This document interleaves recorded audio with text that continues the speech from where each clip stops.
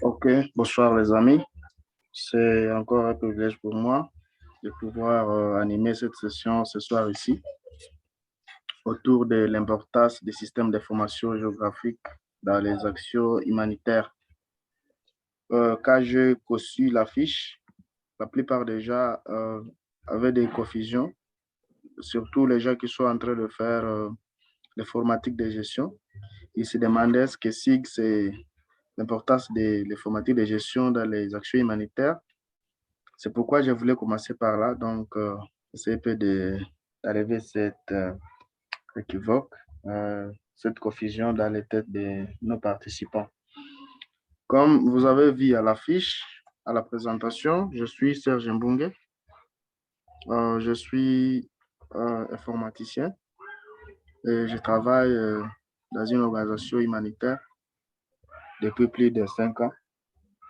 Donc, vous allez comprendre que ce que nous sommes en train de faire ici, c'est quelque chose que donc, ce sont des tâches de routine, quoi. Nous vivons grâce à ça. Je ne sais pas s'il faut que les gens puissent se présenter. Peut-être quand vous avez le temps, présentez-vous dans le chat pour ne pas embrouiller euh, l'ambiance de la session. Donc, sentez-vous libre de vous présenter dans le chat, le nom, l'organisation là où vous travaillez ou bien ce que vous faites. Ça va vraiment nous aider.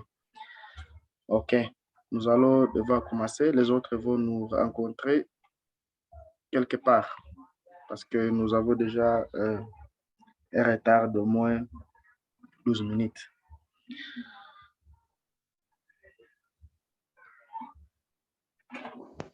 Voilà, nous avons pensé que notre session sera subdivisée à 5 parties, comme vous êtes en train de voir sur vos écrans.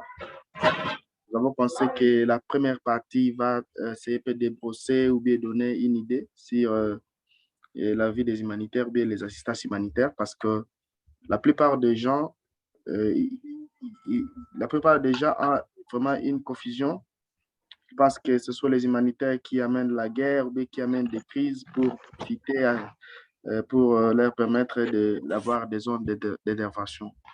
Alors, dans cette première partie, nous allons vous montrer, nous allons essayer de parler concernant les assistances humanitaires, quand est-ce que les assistances humanitaires ont commencé et c'était pour quel objectif.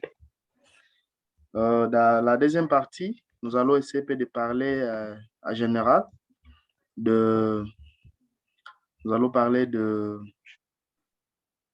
système d'information géographique, le SIG.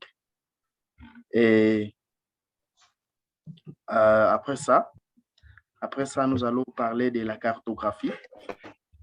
Après la cartographie, nous allons parler de la collecte des données.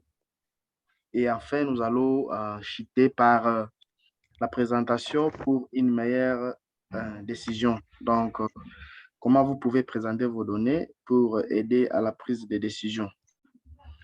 Voilà, en bref, les grandes parties de notre présentation. Voilà, nous sommes en train de voir déjà certaines personnes se présenter dans le chat, c'est bon.